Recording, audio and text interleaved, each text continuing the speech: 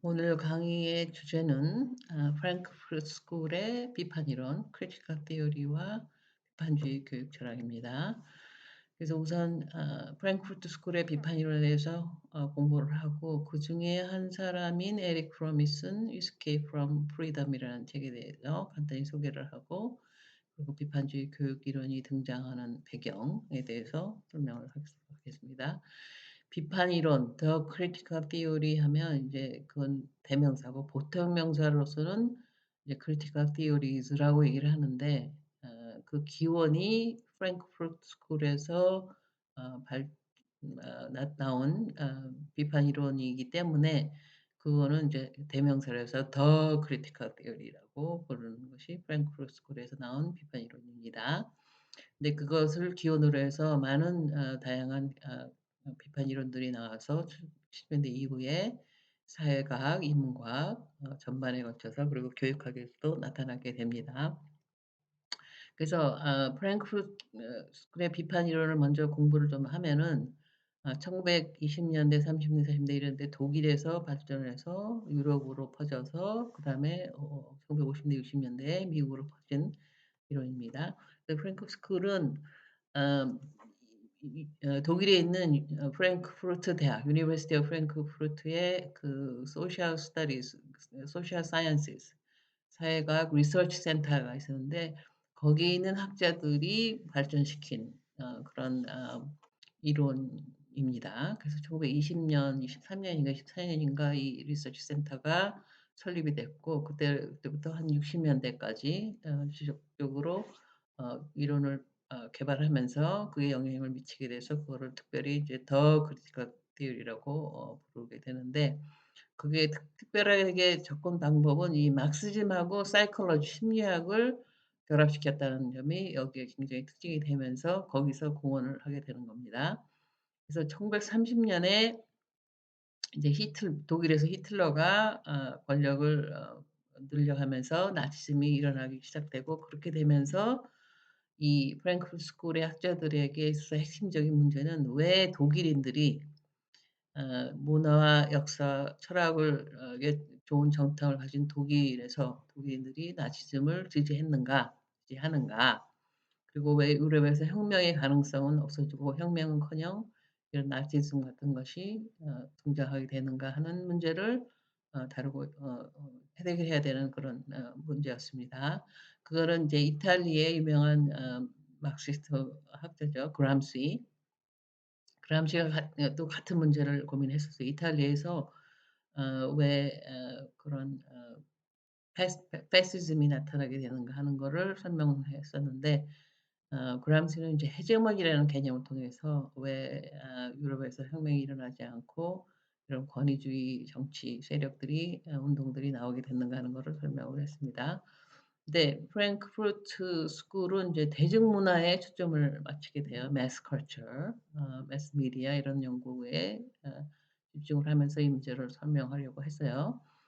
대부분의 많은 그 프랭크 스쿨에 있었던 학자들이 유대인이었기 때문에 이 나치즘의 피해를 피해서 이제 이 망명을 많이 갑니다. 처음에는 유럽으로 갔다가 스위스 같은 유럽으로 갔다가 1940 년대 이때쯤에서 인제 미국으로 많이 건너가게 되면서 그것이 계기가 돼서 이런 그 프랭크 스쿨의 비판 이론이 어 미국의 유럽과 미국에 전파가 되면서 계속 발전하는 그런 계기가 되죠. 그래서 처음에 미국에서는 동부에 있는 대학으로 왔어요. 그래서 뉴욕 근처에 있는 무슨 콜롬비아 대학이라든가 NYU라든가 이런 동부에서 머물면서 비판 이론이 전파가 되고 그러다가 일부가 이제 중섭으로 넘어오면서 그중에서 특히 유니버시티 오브 위스콘신 제가 여기서 박사학위를 받은 대학인데요.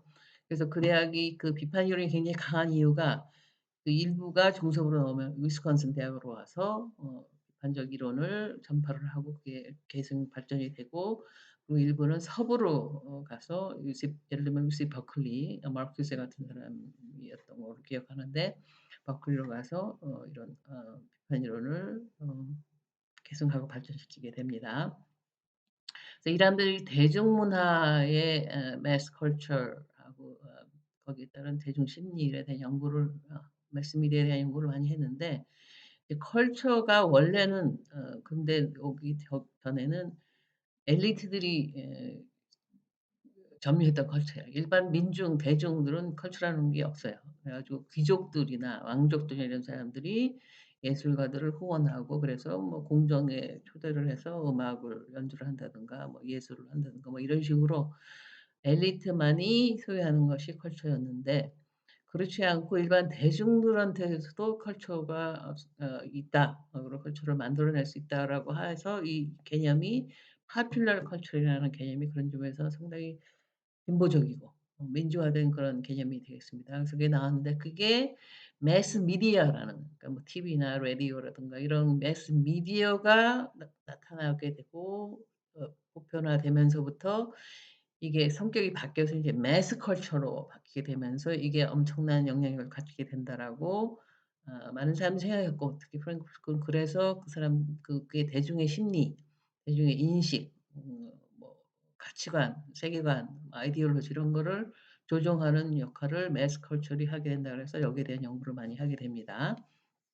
대표적인 학자로는 뭐 굉장히 많은 학자들이 있는데 폴락이라든가 홀카이머가 제1대 여기 그 연구소의 디렉터가 였던 사람이고 아도노, 에릭 프롬 그다음에 뒤에 프랭크푸르트 스쿨 이 연구소가 해체된 다음이긴 하지만 이 전통을 이어받아서 사람이 인제 독일의 하버마스가 되겠습니다. 이런 사람들이 대표적인 학자가 되겠고 이 프랭크 스쿨이 집중했던 리서치 에리아들은 첫째는 인제 나치즘에 아까 얘기했지 나치즘에 대한 분석, authority에 대한 연구 이런 것들을 하게 됩니다. 그래서 폴락이 발간한 스테이트 캐피탈 리뷰라든가 오늘 우리가 공부할 에릭 프롬의 Escape from Freedom 이런 책들이 이거의 문제를 다루고 있고 다른 영역으로는 아까 그 Enlightenment philosophy, 그다음에 reason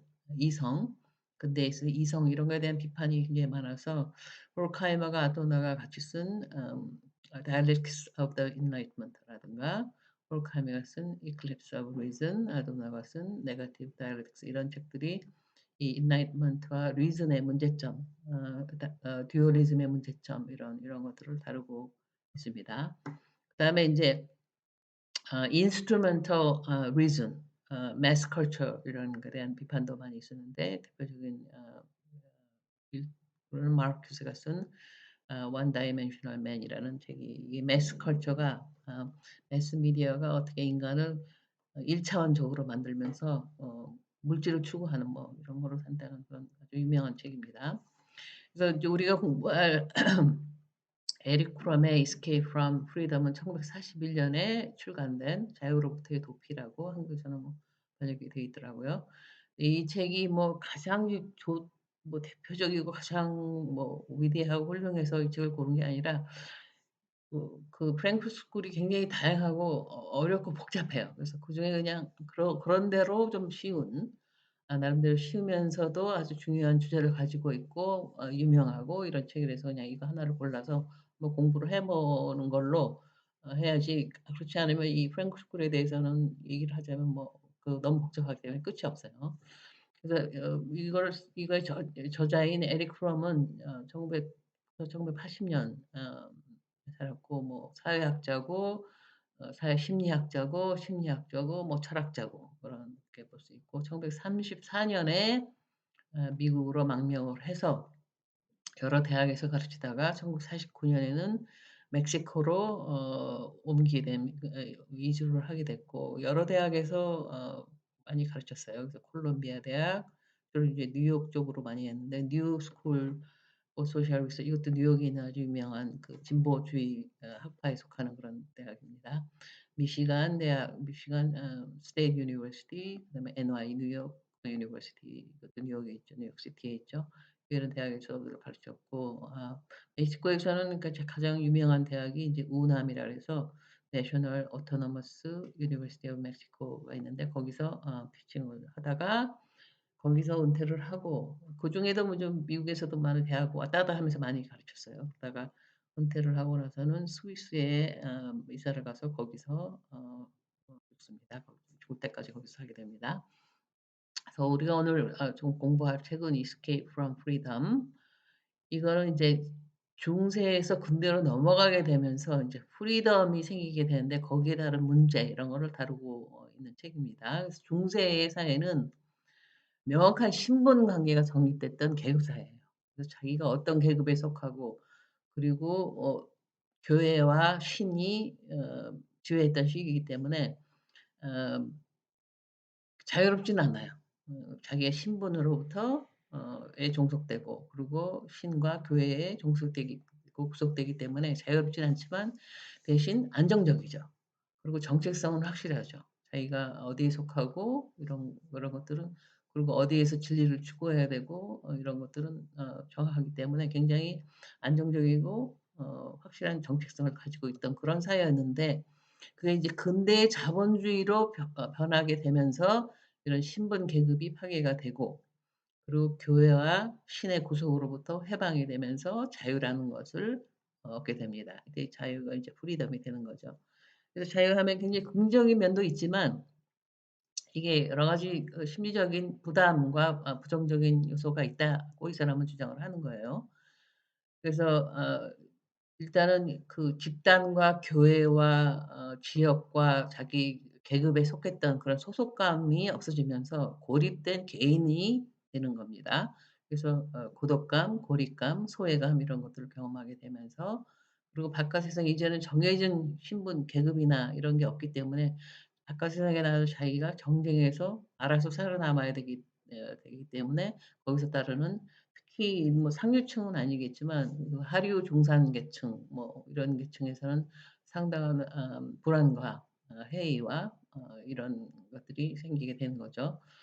그리고 이제는 길잡이가 없이 교회나 뭐 신이나 또는 뭐 자기 계급의 어떤 인물들이나 이런 게 길잡이 그 따라서 해야 하는 안내가 없이 독자적으로 자기 인생을 결정하고 판단을 해야 되기 때문에 거기에 따른 엄청난 책임감 그리고 자기가 선택한 거에 대한 책임은 인제 자기가 어 홀로 져야 되는 그런 식으로 바뀌게 되는 이 자유에 따르는 이런 것들이 생기는데 즉 자유에 따르는 burden이 엄청 커서 그거를 감당하기 힘들게 되는 개인들이 많아지게 되고 그러면서부터 그러므로 자유로부터 도피하려고 하는 escape from freedom 이게 여기 책 제목이 바로 여기서 나오게 된 그런 심리 현상이 나타나게 된다고 에릭 브라운은 말하고 있습니다. 그래서 그런 도망을 하는 걸 기본적인 문제는 괴리 때문에 그래요. 자인, 개인과 바깥 세상, 타인, 사회, 바깥의 세상 사회와의 이 괴리가 예전에는 없었는데 이제 괴리가 생기면서 그 괴리를 해결해야 되는 거기서 따르는 불안, 뭐 고독, 고립, 회의 뭐 이런 것들이 생기기 때문에 그걸 해결하기 위해서는 이 괴리를 해결해야 되는데 거기에는 크게 보면 세 가지 방식이 있다고 에릭 브럼은 봤습니다. 그래서 첫째 해결 괴리 도피 메커니즘은 authoritarianism 권위주의의 권위에 복종하는 거. 그러니까 권위가 상징적인 권위일 수도 있어요. 그런 권위라든가 아니면 권위를 가진 지도자에게 정신적으로 예속되거나 굴종하는 방식을 통함으로써 기본적으로 타인의 의지를 자기의 의사를 저버리고 자기의 자유를 포기를 하고 자아를 개인과 타인에 있어서 자기 개인을 없애는 거죠. 그러면서 타인에 의존함으로써 도피를 하는 그런 메커니즘이 있는 거죠. 이게 바로 이제 히틀러가 왜 독일인들이 히틀러에 를 지지를 하고 나치즘을 지지하게 되는가를 이걸로 설명을 하고 있습니다. 히틀러라는 지도자한테 맡기면서 자기의 책임을 없애고 버든을 없애고 그냥 쫓아가면 되고 그게 인생의 목적이 되는 거니까 거기 책임을 안 져도 되고 그렇기 때문에 이제 히틀러가 지지를 받게 됐다라고 설명을 하는 거죠. 두 번째 메커니즘은 이제 destructiveness 파괴하는 거죠. 그러니까 개인과 자기 자신과 바깥 타인이 있는데 이거의 괴리를 없애는 하나의 방법 첫 번째는 인제 자기 개인의 자아를 없애는 방법이고 두 번째는 바깥에 있는 타인, 바깥을 없애는 방법. 그래서 파괴하는 그런 행동으로 나타나면서 도피하는 메커니즘이 있고 세 번째 메커니즘은 인제 conformity 해 가지고 수능 적응 뭐 이런 식으로 자동 인형이 되는 거예요. 사회에 용인된 행동 양식이나 사고방식이나 이런 거를 그냥 거기에 컨펌을 해서 수능을 해서 그걸 그냥 따라가는, 그래서 하나의 그냥 자동 인형이 돼 버리는, 사회 톱니바퀴의 하나가 돼서 사회와 일체가 되는, 그러면서 그 괴리를 없애는 거죠. 내가 바깥이 돼 버리는. 그래서 독립적인 사유를 회피를 하고 자아를 상실하는 이런 메커니즘을 접하게 되는, 이런 세 가지의 메커니즘으로 인해서 자유에서 도피하려고 한다, 근대인들이. 어 그런 메커니즘을 이 사람이 이 책에서 얘기를 하고 있습니다. 이게 지금 사회에도 뭐 적용되는 면이 있을 것 같아요. 그래서 비슷한 논리를 가지고 이 사람이 1950 년에 The Art of Loving이라는, 사랑의 기술이라는 책을 저술을 했는데, 이 책이 서울대에서 굉장히 많이 빌려가는, 도서관에서 많이 빌려가는 책이었는데, 왜냐하면 특히 남학생들이 이게 무슨 사랑을 어떻게 잘할 수 있는가, 뭐 make love를 어떻게 잘하나 이런 책인 줄 알고 빌려갔다고, 그런 얘기들이 있어요. 근데 하여튼 그런 책이 아니고, 이 책에서는 그러니까 근대에 있어서의 사랑이라는 것이 무엇을 배우고 어떤 사랑의 심리가 뭔가 하는 거를 비슷한 식으로 얘기를 해요. 그러니까 바깥 세상은 경쟁의 정글이야. 바깥에 있어요. 그래서 그 세상이 무섭고 두려운데, 나와 같이 그거를 같이 할 팀을 만들어서 무조건 같이 바깥 세상에 대응을 하고 싸워 나가는 그런 팀을 만든다든가, 그런 식의 메커니즘이 심지가 작용할 수도 있고, 또 다른 한편으로는 자기 아까 말한 버든, 자기 인생을 책임져야 되는 그런 거에 대해 자신이 없고 거기에 대한 불안과 이런 게 있을 때, 그거를 책임을 회피하기 위해서 상대를 정해서 그 사람의 사랑을 통해서 자기 자아를 없애고 그 상대방에 의지하는 그런 심리라든가, 뭐 여러 가지 그 심리로 여기서도 근대의 사랑이란 로맨스라든가 사랑이라든가, 그거가 사실은 자유주의고 독립적인 사고를 하는 두 개인의 만남이라기보다는 이런 여러 가지 도피의 메커니즘으로 사랑이라는 게 이루어진다라고 이 사람은 여기서 분석을 하고 있습니다. 거기까지 이제 프랭크푸르트 스쿨을 좀 얘기를 했고, 그럼 비판주의 교육 이론이 등장하는 거에 대해서 잠깐 얘기를 해 보겠습니다. 비판주의 이론은 이름이 여러 가지예요. 뭐 비판 이론이라고 부르기도 하고, 갈등 이론 conflict theories라고 부르기도 하고. 근데 왜냐하면 인제 비판 이론이 여러 가지 이론들이 그 안에 있지만 가장 주축이 되는 이론은 마크시즘이에요. 근데 마크시즘이 여러 나라에서, 우리나라는 물론이고 여러 나라에서 이제 타부시 되기 때문에 막심이라고 부르는 데도 있지만, 그냥 이름을 뭐 크리티컬 디오리라든가, 막심에서 가장 중요한 하나의 중요한 개념이 인제 계층 간의 갈등, 계급 간의 갈등이니까 그걸 따서 컴플렉스 디오리스라고 부르기도 하고, 뭐 이렇게 이름은 여러 가지가 있는데 뭐 같은 겁니다. 그래서 1970 년대에 그런 다양한 비판 이론들이 출현을 하면서 전반적인 그 이론의 흐름이 바뀌게 됩니다, 이쪽으로. 그래서 사회 인문학 전반을 에 나타나고, 교육학에서도 critical theories of education, 비판적 교육 이론이라는 이름으로 등장하는 이론들이 등장을 하게 되면서, 1960 년대에는 교육학의 중심이 되는 학문, 영향을 미치는 중심이 되는 학문은 심리학 중심이었어요. 뭐 비헤비어리즘이라든가 뭐 이런 심리학이 교육학의 핵심이었다고 하면, 70 년대에 가면서 그게 이제 사회학 쪽으로 많이 옮겨 가게 됩니다. 그래서 교육 사학이라든가 교육 과정 사회학이라든가 이런 것들이 굉장히 중요한 교육학에서 영향을 미치는 이론으로 자리를 잡게 되고, 그래서 교육 사회학을 전공하는 사람들이 이 당시에 좀 많이 늘어나게 되죠. 근데 요즘은 또 그게 한국에서는 거의 사라졌는데, 하여튼 왜 이때 70 년대, 60대 말 70 년대에 교육학이나 이런 사회 인문과학에서 비판 이론이 등장하게 되었는가 하는 거를 보면은, 1960 년 70 년대가 사회적 개혁 운동이 굉장히 활발했던 그런 개혁의 시대였어요.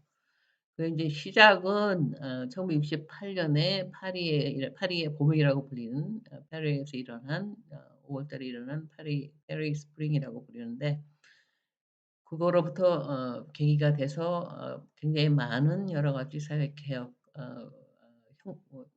혁명 이런 것들이 일어나게 됩니다. 이 파리 스프링은 파리 대학의 등록금 문제를 가지고 처음에 대학생들이 인제 일어나기 시작을 해서 폭동을 일으키기 폭동으로 번지고 제너럴 스트라이크로 번지고 뭐 이러면서 인제 커다란 사회 운동으로 번져가게 되죠. 근데 그런 비슷한 시기에 그 파리뿐만 아니라 뭐 거의 전 세계적으로 굉장히 많은 곳에서 리볼트라든가 프로테스트라든가 뭐 스몰 레볼루션이라든가 이런 식으로 굉장히 많은 그런 것들이 일어나게 됩니다. 그래서 미국의 예를 들면 이제 시빌 라이츠 무브먼트 예 마틴 루터 킹 주니어가 암살이 되면서 인제 시빌 라이츠 문제가 더욱더 심하게 일어나게 되죠. 그다음에 학생 운동, 그다음에 그 베트남 워 엔타이 워 운동 이런 것들이 캠퍼스 같은 데서 많이 일어나면서 여러 가지 종류의 이 뭐 폭동, 운동, 뭐 데모 이런 것들이 일어나게 되는 거죠. 그래서 미국뿐 아니라 영국, 뭐 멕시코, 프라그 스프링이라는 것도 있고 폴란드, 유고슬라바키아, 유고슬라비아 등 많은 나라에서 이런 여러 가지 혁명적인 운동, 개혁, 뭐 폭동, 뭐 데모 이런 것들이 일어나게 되면서 한국도 학생운동이 굉장히 활발하던 시기죠, 그 당시에. 그래서 이 1968 년이라는 것이 하나의 결정적인 해라는 그런 인식이 있어서 그거를 어 그런 책이 나 있는 게 있습니다. 1968 The Year That Shaped a Generation 한 세대를 만든 그런 해가 1968 년이라는 책이 30년 지난 후에 출판이 될 정도로 이 당시에 굉장히 결정적인 역할을 하게 되면서 사회 전반적으로 전 세계적으로 큰 변화와 전환이 일어났던 그런 시기입니다. 그게 발단이 된 거는 베트남 전쟁이에요. 베트남 전쟁이 20년 사실은 20 년간 계속된 이제 미국이 그 동남아시아의 그 사우스 이스트 아시아에서 베트남에서 벌인 전쟁이죠. 근데 이게 미국에 엄청난 영향을 미쳤을 뿐만 아니라 미국에서 베트남 전쟁은 미국 역사에서 굉장히 영향을 미친 중요한 사건입니다. 왜냐하면 미국이 이전에는 전쟁에서 진 적이 없어요. 베트남 월이 첫 번째 유일하게 미국이 확실하게 진 전쟁입니다. 그렇기 때문에 이게 20 년이나 끌었어요. 왜냐하면 이게 진다는 게 있을 수가 없기 때문에. 그리고 전 세계적으로도 이게 중요한 것이 이게 베트남하고 미국의 전쟁이라는 거는 이건 있을 수가 없는 거예요. 한 거인과 그 꼬마가 아기가 서로 싸우고 하나는 총을 들고 하나는 돌백민을 들고 그러고서 서로 싸우는 거기 때문에 베트남이 이길 수는 없는 그런 전쟁이었는데도 불구하고 결과적으로는 미국이 결국 지고 퇴각을 하는 그런 식으로 끝냈기 때문에 굉장히 많은 나라에서 이게 인스피레이션도 되고 중요하게 되게 됩니다. 그래서 그거를 계기로 해서 아까 말했듯이 여러 가지 운동들이 일어나는데 그때 특징이 이때 그 소셜 무브먼트나 그 레볼트의 성격은 반권위적이 엔타이 어서리티의 성격을 갖게 됩니다. 그러니까 60대 들어오면서 그리고 70대 들어오면서 기성세대와 기성세대의 권위와 기성세대의 라이프스타일에 반발하는 그런 움직임이 굉장히 많이 나오면서 인제 그거를 잘 보여준 사건이 이제 우드스탁이라는 그 뉴욕주의 그 북쪽에 있는 조그만 마을의 이름이 우드스탁인데 거기서 이제 뮤직 페스티벌이 3 일인가 걸쳐서 일어났어요. 그래서 온갖 군데에서 인제 그 뮤지션들이 와서 3일 밤낮을 그냥 계속 락 음악을 그 연주를 하고 춤을 추고 뭐 드러그를 마리화나죠 대부분이. 뭐 이러면서 인제 3일 동안을 지냈던 그런 페스티벌인데 이게 그냥 보면은 그냥 문란한 젊은이들의 그 향연이었다고 생각을 하는데 사실 이것이 그 임플라이 하는 거는 그전에 이 부모들이 물질의 만능주의와 돈에 바탕을 두는 라이프스타일에 반대하는 젊은이들이 새로운 거를 추구하려고 하는 그런 문화적인 반항 를 심볼라이즈 한 것이 그것이 이렇게 나타난 것이 그 우드스탁 이래서 이 탈권위 그다음에 물질주의에 대한 비판.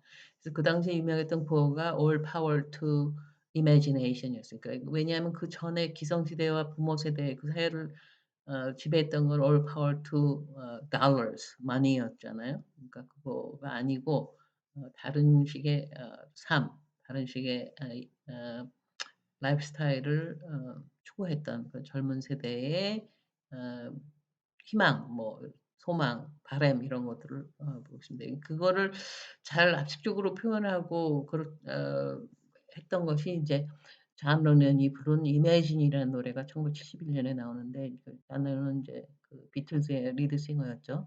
그 가사를 보면은 그 당시에 이 젊은이들이 생각했던 생각들, 그런 이상 이런 것들이 잘 표현이 되어 있습니다. 그래서 사회운동이 그때 굉장히 액티브했는데 이때 사회운동은 그전의 사회운동하고는 좀 다른 성격을 가지게 됩니다. 그래서 아까 말했듯이 시빌 라이츠 무브먼트부터 시작을 해서 우먼스 무브먼트로 번지고 그다음에 인제 게이 레즈비언 무브먼트, 그다음에 그린 무브먼트 이런 순서대로 이렇게 나타나게 됩니다. 이거를 그전의 사회운동은 주로 인제 클래스 경제적인 계급을 중심으로 하는 워커스 무브먼트, 레이버 유니언 무브먼트가 중심이 되었는데 그거와 다른 종류의 인제 시빌 라이츠는 인제 레이스 문제고 우먼스 무브먼트는 인제 젠더의 문제고 뭐 게이 섹슈얼리티, 그린 환경 이렇게 되면서 이거는 인제 아이덴티티 폴리틱스라고 클래스 폴리틱스가 아니라 경제 이코노미 클래스 폴리틱스가 그전에였다면 이거는 인제 이거를 구별해서 아이덴티티 폴리틱스라고 부르기도 하고 뭐 컬처럴 폴리틱스라고 불리 경제가 아니고 컬처럴 폴리틱스라고 부르기도 하고 에브리데이 폴리틱스라고 이런 다양한 이름으로 불리게 되면서 그전에 사회 운동이나 어 정치하고를 구별을 하려고 하는 여러 가지 이름이 등장을 하게 되면서 이거를 뉴 소셜 무브먼트라고 부르게 됩니다. 왜냐면 성격이 바뀌었기 때문에 옛날에 다르다 그래서 뉴 소셜 무브먼트라고 부르기도 하고 그전에 거를 인제 올드 레프트 아까 말했듯이 소셜 클래스를 중심으로 한 계급 노동 레이버 유니언을 중심으로 한 그런 좌파가 아닌 새로운 좌파다 그래서 이거를 뉴 레프트라고 부릅니다. 이것도 뭐 성격을 얘기하자면 복잡한데 그걸 할 시간 너무 길어지니까 그냥 그 정도로 하고 그러면서 인제 새로운 아까 말했듯이 1968 년을 계기로 해서 새로운 고때 형성된 제너레이션이 그전과 다르고 그 이후와도 다른 새로운 제너레이션이 하나의 세대가 형성이 됩니다. 그래서 고때 청소년기를 보낸 티네이저 시기를 보낸 사람들은 확실히 그전과 그 이후에 나온 제너레이션하고 확실히 제너레이션 한 30년 잡잖아요.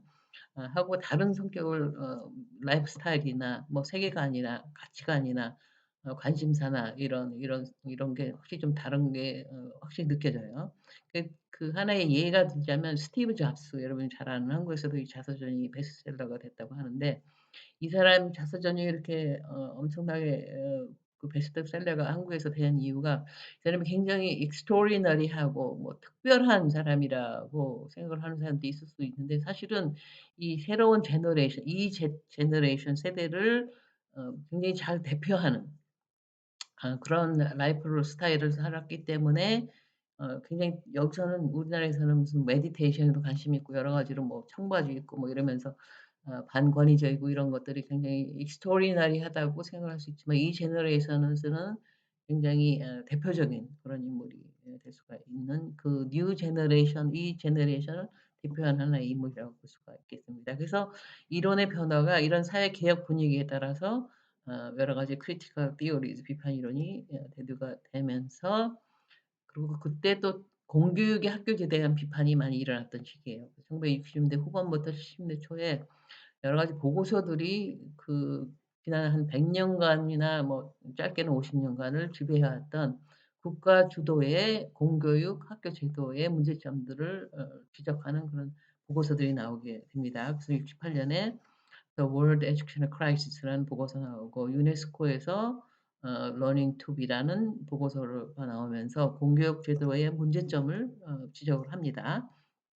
대표적으로 지적되는 문제점들이 인제 획일성, 유니포미티 개인의 다양성이나 뭐 이런 것들이 개성이나 이런 것들이 어 죽어버리는 희생되는 그런 획일성, 그다음에 비 또는 몰 개인성 depersonalization 그다음에 수능성 conformity를 기르는 그런 문제가 있다는 식으로 비판이 되면서 여러 가지 개혁 운동들이 일어나게 됩니다. 이 당시에 인제 미국의 예를 들면 브라운 vs 보드 오브 에듀케이션 이게 인종 문제 격리된 학교를 인테그레이트하는 racially desegregation 하는 그 법적인 재판이나 이게 굉장히 미국에서 중요한 거죠. 그러면서 학교들이 서로 그 경이된 것을 통합하는 그런 식의 이퀄리티 오브 에듀케이션이 나오고 있고, 그거 매그넷 스쿨즈나 오픈 인러먼트, 매그넷 스쿨은 그 이러면서 디세그리 일어나면서 학생들을 버스를 통해서 서로 성능 적용을 했어요. 왜냐하면 지역적으로 서버브에서는 백인들이 대부분 사니까 거기 근처의 학교는 백인들이 가고, 이너 시티에서는 흑인이나 이런 마이너리티 애들이 거주를 하니까 거기 학교들은 그냥 자연적으로 전부 블랙이 되는 거예요. 그러니까 따로 격리를 시켜서가 아니라 이런 거주 지역이 워낙 미국에는 격리가 돼 있기 때문에 학교도 그냥 자동적으로 이런 racially segregated school이 되니까, 이거를 desegregate 하기 위해서는 학생들을 버스를 태워서 강제로 이렇게 섞었어요.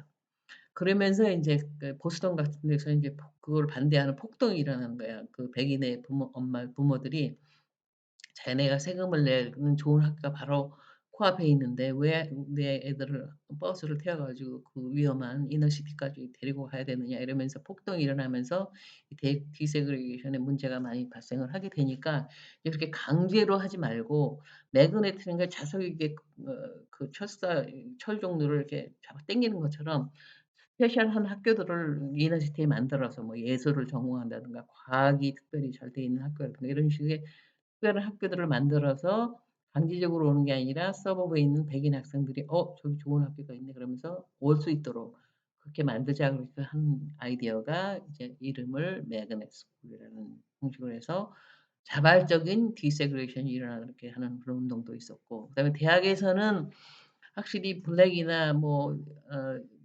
네이티브 아메리칸 이런 학생들이 대학을 들어가는 것들이 문제가 많으니까 시험을 보지 않고 검사를 통하지 않고 누구나 다 대학을 들어갈 수 있는, 이건 모든 대학에서 한 게 아니라 일부 대학, 뭐 쿠니 같은 그런 대학에서 시범적으로 이런 오픈 인러먼트 정책도 한번 시도를 하는, 이런 여러 가지 교육의 평등화를 위한 개혁 운동들이 일어나게 됩니다. 그리고 저번 시간에 얘기했듯이 인제 War on Poverty, 존슨 대통령이 60 년대에 시도했던 워런 버버티도 굉장히 중요한 교육 개혁의 하나의 운동이어서 스쿨을 통해서 미국의 빈곤 문제를 해결하려고 했던 그런 운동이 되겠습니다. 그리고 또 다른 걸로는 60 대 70 대에 가면서 대학 교육이 엄청나게 증가를 합니다. 그러니까 GIB일은 2차 대전에 참여했다가 돌아온 군인들 들이 대학을 갈 수 있도록 특별한 장학금 제도를 해서, 그게 이제 GIBD라고 부르는데, 통해서 이제 많은 사람들이 그전에는 대학을 가지 못해도 많은 사람들이 대학을 가게 되고, 이러면서 교육 자체 내에서도 여러 가지 변화가 생기면서 70 년대에, 60 년대부터 비판적 교육론이 등장을 하는데 70 년대 되면서 점점 더 영향력이 커지면서 하나의 중요한 교육 이론, 운동으로 자리를 매김하게 되는데, 그런 비판주의 교육 이론이 다루고 있는 핵심 문제는 그 자본주의 사회에서 교육이 하는 역할이 뭐고 그 기능이 뭐냐. 왜냐하면 그전에는 교육이라는 거는 기회를 부여함으로써, 균등한 기회를 보호하면서 함으로써 사회에서 어 평등을 불평등을 없애주고 완화해 주고 사회 평등을 이루어 주는 역할을 한다라고 주장을 했는데, 과연 그런 역할을 하는 것이냐, 자본주의와 교육의 관계는 어떤 것인지, 다시 말해 더 크게 보면 파워와 교육의 관계가 무엇인가 하는 거를 핵심 문제로 다루고 있는 것이 비판주의 교육이 이론이 되겠습니다. 그러니까 더 자세하게 비판주의 교육 이론이 어떻게 이런 문제를 다루고 있나 하는 거는 다음 주에 공부하도록 하고, 그래서 요약을 하자면 1970 년대 편지 교육이론이 등장을 했고, 그 배경은 여러 가지 사회형 개혁 운동의 시대라는 사회의 변화가 있었고, 이론적인 배경으로는 프랑크푸르트 스쿨의 크리티컬 시어리가 배경이 되어 있으면서 국가 개혁 운동이 여러 가지 국가주의 공교육 제도의 문제점 비판이 일어나고, 그걸 통해서 대안학교, 대안교육 운동도 생기고, 그러면서 비판적 교육 이론이 등장하게 되면서 영향을 받게 됐다 하는 것이 이번 강의였습니다. 여기까지입니다.